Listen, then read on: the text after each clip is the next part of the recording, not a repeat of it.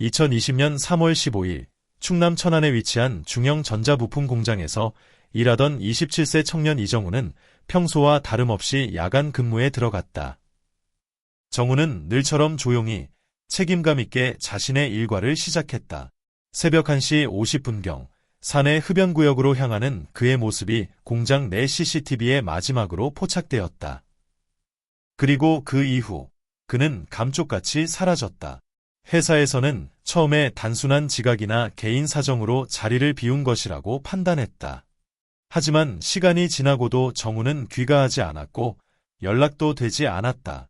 핸드폰은 꺼져 있었고 지갑은 사물함에 그대로 남아 있었다. 무엇보다도 정우는 다음 날 형광등 수리 일정이 있는 날이었다. 회사 동료들은 그 친구는 책임감이 강해서 절대 무단결근 같은 걸 하지 않는 사람이라고 입을 모았다. 가족은 곧장 경찰에 실종 신고를 했다. 정우의 어머니 김영자 씨는 울먹이며 말했다. 우리 정우는 연락 한 번 없이 사라질 아이가 아니에요. 걱정 많은 아이라 항상 집에 전화를 하고 들어왔죠. 경찰은 실종 당일의 CCTV를 분석하고 회사 내부, 주변 산과 하천, 공단 일대의 모든 방범 카메라를 뒤졌지만 별다른 단서를 찾지 못했다. 더욱 이상했던 건 실종 당일 새벽부터 공장 내부 몇몇 CCTV가 작동하지 않았다는 점이다. 흡연구역 뒤편의 비상출입문 쪽 카메라 역시 고장이 나 있었다. 초기 수사는 별다른 진척 없이 수주일이 흘렀고 결국 경찰은 타살 흔적이 없다는 이유로 자발적 실종 가능성을 제기했다. 정우가 스스로 어딘가로 사라졌을지도 모른다는 것이다. 그러나 가족은 이를 강하게 부인했다. 정우는 그런 애가 아닙니다. 빚도 없고 우울증 같은 징후도 없었어요. 갑자기 사라질 이유가 없습니다. 이후 수사는 점차 축소되었고 언론 보도도 끊기기 시작했다. 그저 또 하나의 미제 실종 사건으로 넘어갈 분위기였다. 하지만 어머니 김영자 씨는 포기하지 않았다. 매일같이 공장 앞을 찾아가 1인 피켓 시위를 했고 정우의 누나 이세연 씨는 블로그를 통해 동생의 실종 상황을 알리기 시작했다. 한 달, 2달이 지나고 계절이 바뀌어도 이정우는 돌아오지 않았다. 시간은 흐르지만 가족의 기다림은 멈추지 않았다. 그리고 어느 순간부터 사람들은 이 실종 사건을 잊기 시작했다. 하지만 3년 뒤 이 조용한 실종 사건은 충격적인 전환점을 맞게 된다. 모두가 포기했을 때 정우의 흔적이 전혀 예상치 못한 장소에서 발견된 것이다. 이정우의 실종은 지역사회에 작지 않은 충격을 안겼다. 성실하고 조용했던 청년이 새벽 근무 도중 자취를 감췄다는 사실은 사람들의 입에 오르내렸다. 처음에는 모두가 금방 돌아올 거라고 믿었다. 경찰도 사건 초기에는 신속하게 움직였다. 천안 서북경찰서는 정우가 사라진 날의 CCTV를 확보하고 회사 인근 야산과 하천, 공장 주변 도로까지 수색을 확대했다. 경찰견이 투입되었고 드론을 활용한 항공수색도 이뤄졌다. 하지만 결과는 아무것도 없었다. 공장 내부는 더 미스터리했다. 정우가 마지막으로 사라진 흡연구역 뒤편에는 비상출입문이 있었지만 해당 문은 출입 기록이 남지 않는 구조였다. 게다가 그 일대 CCTV는 정우가 실종된 날 오전 2시부터 영상이 녹화되지 않았다. 이유는 전력 불안정이라는 단순한 답변뿐이었다. 회사 측은 협조적이지 않았다. 사건 초기에는 수사에 필요한 정보 제공에 응했지만 시간이 지나자 우리는 피해자도 가해자도 아니다 라는 입장을 내세우며 점차 거리두기를 시작했다. 특히 보안 담당자는 경찰 조사에서 정우 씨는 평소 과묵했고 딱히 갈등이 있던 사람도 없었다고 진술했으며 당시 같은 라인에서 일하던 직원들 역시 입을 맞춘 듯 아무 일 없었다고 말했다. 수사관 중 한 명은 가족에게 이렇게 털어놓았다. 이상하긴 합니다. 너무 조용해요. 마치 뭔가 감추려는 것처럼요. 실종 사건의 정체성이 흐려지기 시작한 건 이 무렵부터였다. 정우가 자발적으로 사라졌을 가능성, 즉 개인적인 이유로 가출했거나 심리적 불안정에 따른 실종이라는 관점이 조심스럽게 제기되었다. 가족은 크게 반발했다. 정우는 돈을 빌린 적도 없고 연애 문제나 가족과의 갈등도 없었어요. 매달 꼬박꼬박 어머니에게 용돈을 보내는 착한 아이였습니다. 하지만 경찰은 정우가 최근 들어 말수가 줄었다거나 가끔 멍하니 창밖을 보았다는 동료의 모호한 진술을 근거 삼아 자발적 실종 가능성에 더 무게를 두기 시작했다. 그해 여름, 사건은 단서 없음이라는 이유로 사실상 중단되었다. 경찰청 실종수사팀에서는 범죄 혐의점이 없다는 최종 판단을 내리고 사건을 장기 미제 사건으로 전환했다. 언론도 점점 관심을 거뒀다. 실종 초기에는 몇몇 지역 언론이 보도했지만 시간이 지나자 더 이상 새 소식이 없다는 이유로 뉴스에서 사라졌다. 가족의 상처는 깊어만 갔다. 어머니 김영자 씨는 경찰청 앞에서 1인 시위를 이어갔다. 손에는 내 아들 찾아주세요 라는 문구가 적힌 팻말을 들고 있었다. 하지만 그녀 앞을 지나치는 사람들의 시선은 점점 무뎌졌다. 정우의 누나 이세연 씨는 동생의 이야기를 기록하기 위해 블로그를 개설했다. 실종 당일의 정황, 경찰 수사 과정, 회사 측의 반응까지 꼼꼼하게 정리해 올렸다. 그녀는 온라인에서 조용히 싸움을 이어갔다. 누군가 이 글을 보고 단서 하나라도 제공해 주길 바라면서 어느 날 블로그에 이런 댓글이 달렸다. 그 회사 창고 쪽 예전부터 이상했어요. 거기 아무나 못 들어가요. 단 한 줄짜리 댓글이었지만 가족에게는 강한 울림으로 다가왔다. 경찰도 언론도 세상도 관심을 꺼버린 이 사건에서 처음으로 새로운 시선이 열린 순간이었다. 그러나 그 창고의 존재가 무엇을 의미하는지 가족은 아직 몰랐다. 그리고 그 창고에서 3년 뒤 충격적인 진실이 드러나게 된다. 이정우의 실종은 공식적으로 장기 미제 실종 사건으로 분류되었다. 경찰은 더 이상 수사를 이어가지 않았고 언론 보도도 끊겼다. 주변 사람들의 관심도 점차 사라졌다. 하지만 가족의 시간은 그날에 멈춰 있었다. 어머니 김영자 씨는 매주 월요일 정우가 근무하던 공장 앞을 찾았다. 피켓 하나 들고 묵묵히 서 있었다. 우리 아들을 찾습니다. 비 오는 날도 눈 오는 날도 그 자리는 비지 않았다. 정우의 누나 이세연 씨는 여전히 블로그를 운영했다. 매주 실종과 관련된 기록을 정리했고 지역 커뮤니티에 실종 전단을 주기적으로 재업로드했다. 댓글은 거의 달리지 않았고 조회수도 많지 않았지만 그녀는 멈추지 않았다. 누군가 단 한 명이라도 단서를 쥐고 있을지도 모른다는 희망 때문이었다. 그 사이 공장 측은 입장을 더욱 굳혔다. 더 이상 조사에 응할 사안이 아닙니다. 그들은 유족의 접근조차 꺼려했다. 출입을 막거나 경비를 통해 제지했다. 하지만 정우의 어머니는 매주 같은 시간, 같은 자리에 섰다. 공장 직원들 일부는 처음엔 호기심 어린 눈으로 그녀를 지켜봤지만 시간이 흐르며 외면하거나 아예 모른 척하기 시작했다. 그러던 중 뜻밖의 사람이 등장했다. 한 유튜버가 이세연 씨의 블로그에 댓글을 남긴 것이다. 탐사코드라는 채널입니다. 도와드리고 싶습니다. 혹시 연락 가능할까요? 탐사코드는 중소형 사건이나 알려지지 않은 사회 문제를 다루는 독립 유튜브 채널이었다. 구독자 수는 많지 않았지만 진정성 있는 취재로 호평을 받고 있었다.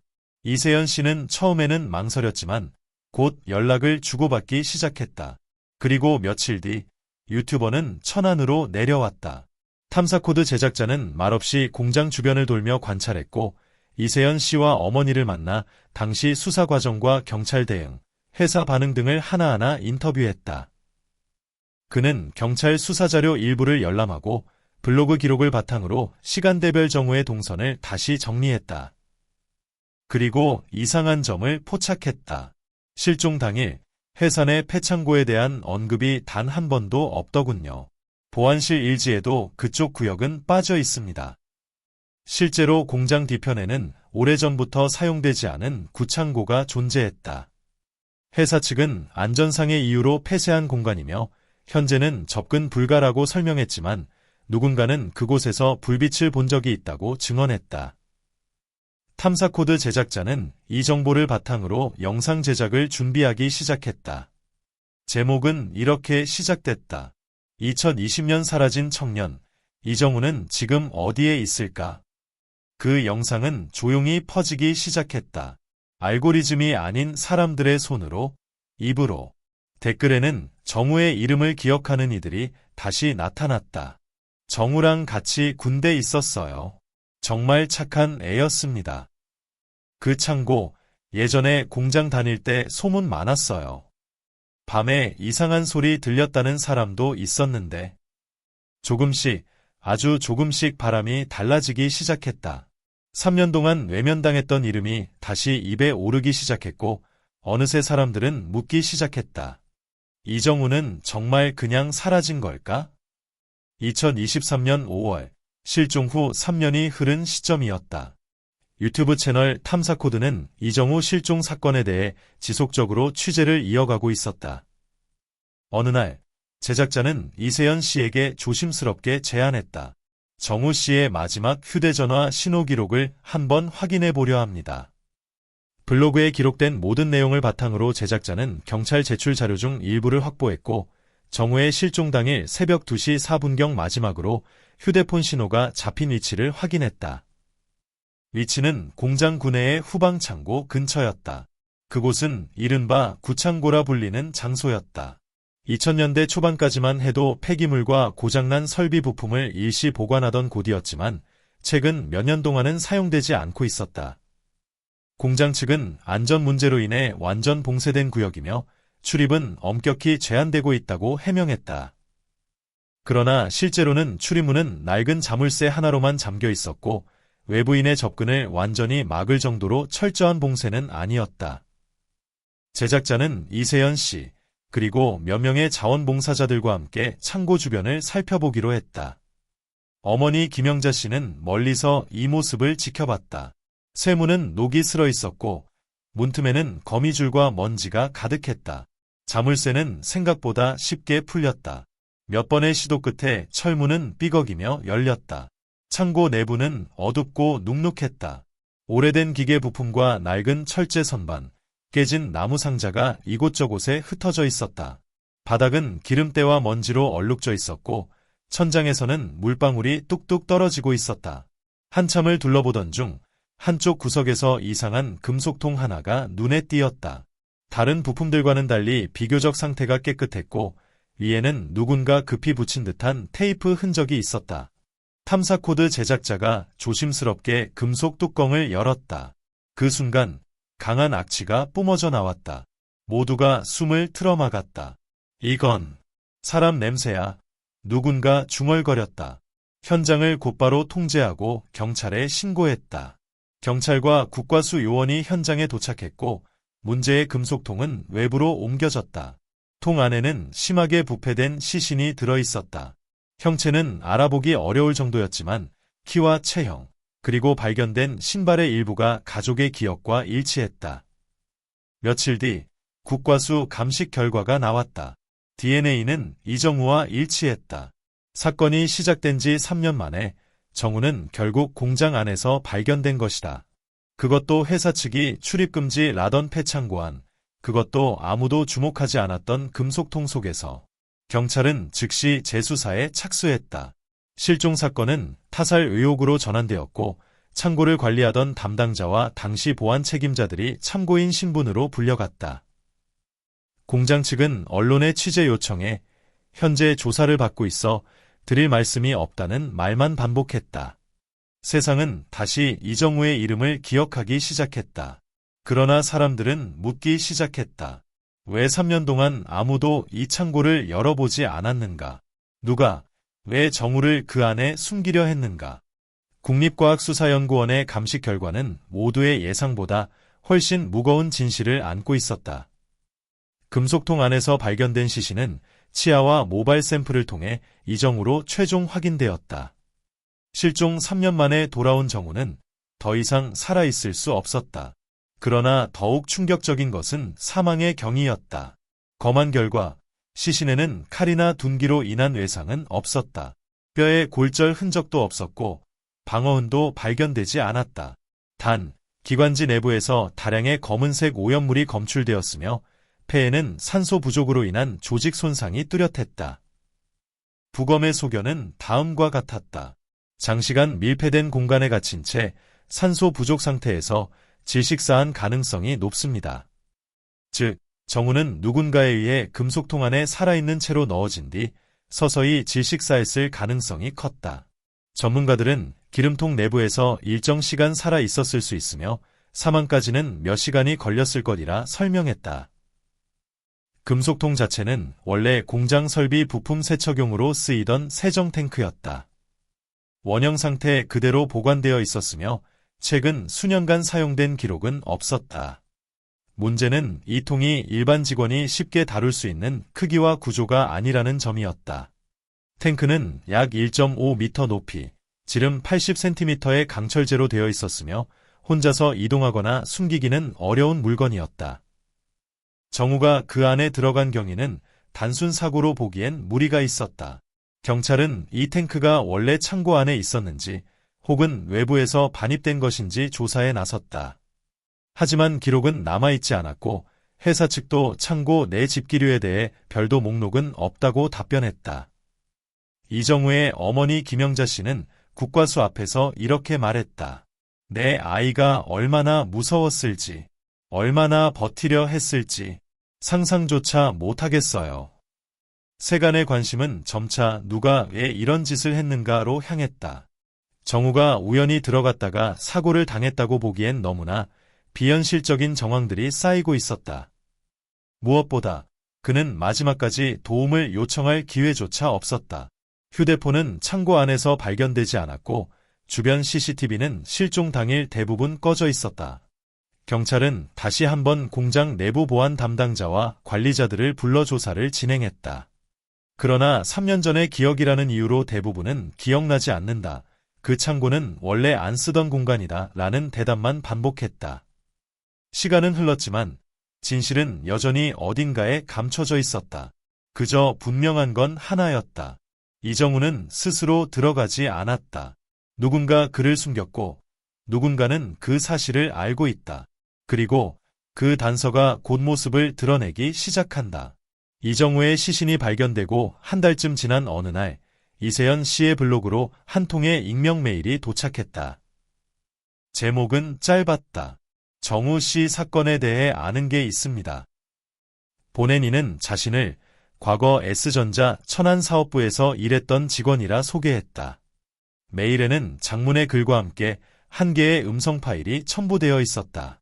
글의 내용은 다음과 같았다. 저는 이정우 씨와 같은 부서에서 일했던 사람입니다.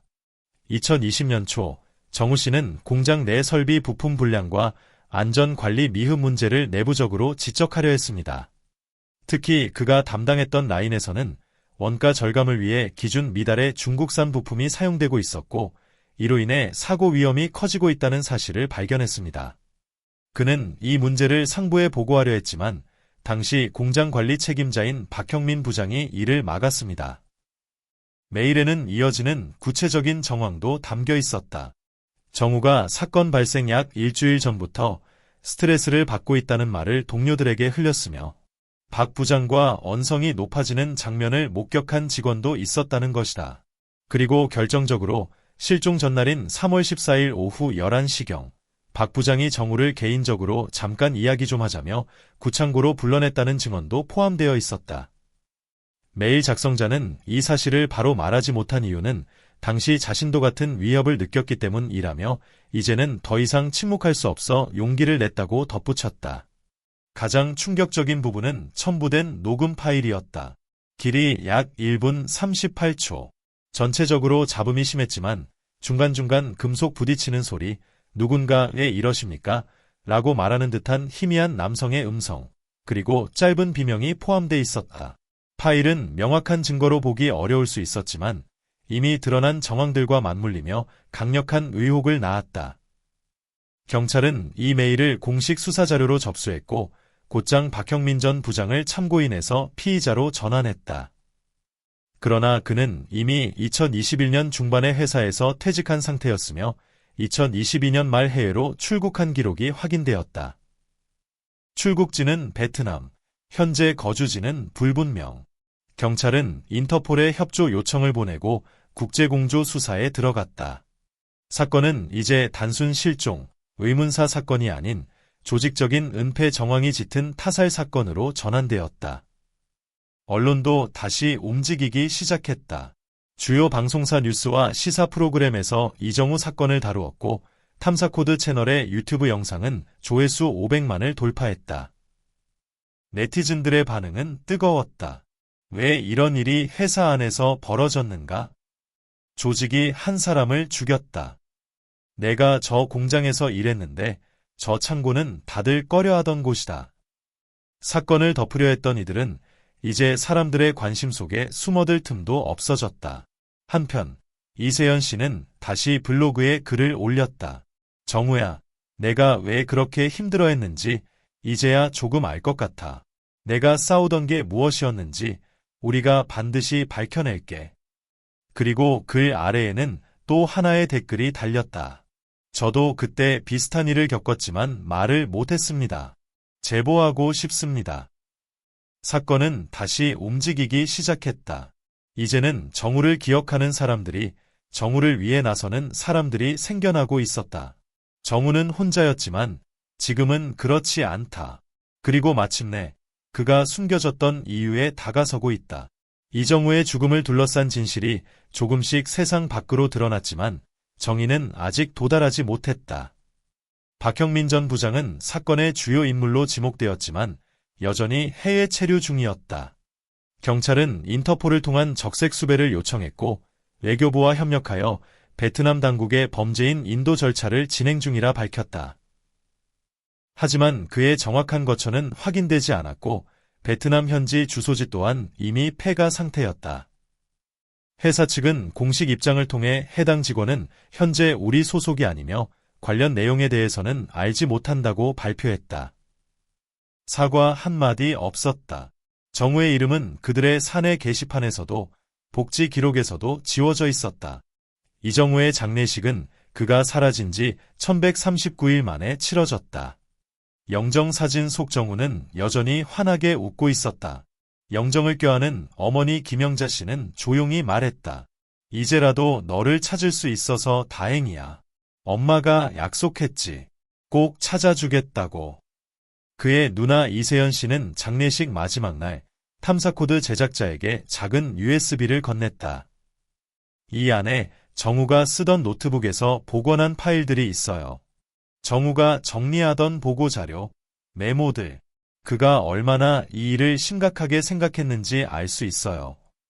이 자료들은 이후 언론에 공개되었고 공장 내 안전불량 회계 조작 의혹은 사회적 이슈로 번지기 시작했다. 비슷한 구조 속에서 침묵을 강요당한 피해자들이 하나둘 목소리를 내기 시작했다. 정우의 죽음은 단지 한 사람의 개인적인 비극이 아니었다. 그것은 말하지 못한 사람들을 위한 경고이자 기록이었다. 탐사코드는 사건을 총정리하는 마지막 영상을 공개하며 이렇게 마무리했다. 그는 왜 죽어야 했을까? 누구도 책임지지 않는 조직 속에서 한 청년이 정직함을 선택한 대가가 죽음이었다면 이 사회는 어디까지 가야 정의라 할 수 있을까? 영상 마지막에는 정우가 대학 시절 친구들과 함께 웃으며 찍은 사진이 한 장 조용히 떠올랐다. 2020년 3월 15일 한 청년이 조용히 사라졌습니다. 그리고 2023년 6월 그는 우리가 가장 외면한 공간에서 발견됐습니다. 그를 죽인 것은 과연 누구였을까요? 한 사람입니까? 아니면 우리 모두입니까? 영상이 끝난 후 시청자들은 긴 댓글을 남겼다. 내 동생, 내 아들이 이런 일을 겪는다면 생각만 해도 견딜 수 없습니다. 정우 씨의 용기와 고통을 잊지 않겠습니다.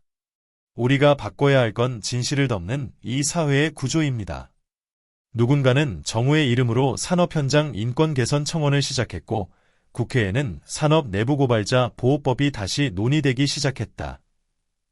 시간은 흘러도 어떤 진실은 잊히지 않는다.